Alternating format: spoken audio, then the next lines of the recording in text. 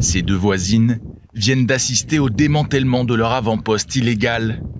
Mais quelques heures seulement après le passage des bulldozers de l'administration civile israélienne et de la police des frontières, le deuxième en 5 jours, les maisons de Ramat Migron ont déjà été rebâties. Aussitôt détruits, aussitôt reconstruits. C'est sa maison. La mienne est là-bas. Les Yered se sont installés sur cette colline, située à une quinzaine de kilomètres au nord-est de Jérusalem, dans la région biblique de Benyamin, en Cisjordanie, il y a 18 mois, en compagnie d'une autre famille. Les Kehati les ont rejoints il y a quelques semaines. Il y a 9 mois, nous avons déjà été évacués une première fois, puis une seconde fois juste après que nous ayons reconstruit nos maisons en quelques heures. Exactement comme ça s'est passé cette fois-ci.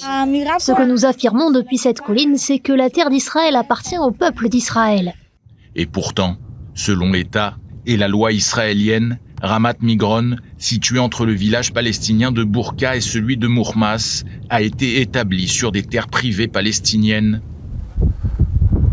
À l'instar des jeunes des collines, Noah et Odaya, animés par une idéologie radicale, ne voient pas les choses de la même manière.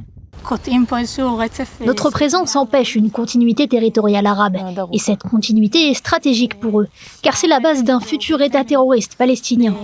Les 3/4 des terres de Judée-Samarie sont vides, et les Arabes en profitent pour s'y développer. Mais si nous sommes là, c'est parce que c'est à nous, c'est parce que c'est la terre de nos ancêtres. Le peuple d'Israël revient sur ces terres. Israël appartient aux Juifs, et donc l'État n'a pas à nous évacuer. C'est un commandement de peupler la terre d'Israël. C'est écrit des dizaines de fois dans la Torah. Toutes les plus grandes localités de Judée et Samarie ont commencé comme la nôtre. Elles se sont créées, ont été détruites avant d'être reconstruites, et ainsi de suite jusqu'à ce qu'elles soient suffisamment importantes pour ne plus pouvoir y toucher.